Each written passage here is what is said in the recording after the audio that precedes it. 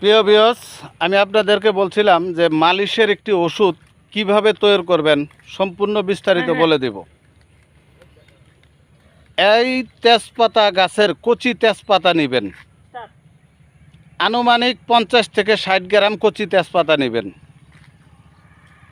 পুরাতন ঘি নেবেন, 21 পিস পান নেবেন, আর আপনারা নেবেন হলো খাঁটি মধু। তেজপাতাগুলি ভালো করে বেটে খাঁটি মধু, পান, পুরাতন ঘি সুন্দর করে সেটাকে পেস্ট বানাইয়া, যে স্থানটা বাঁকা হয়ে গেছে বুঝতেই তো পারতাছেন যা বলতাছি, ওই স্থানটার বিচা অংশ সহকারে সুন্দর করে পেস্টটা মালিশ করবেন। এভাবে 1 মাস মালিশ করবেন, আল্লাহ রহমত ডান্ডা সিধা।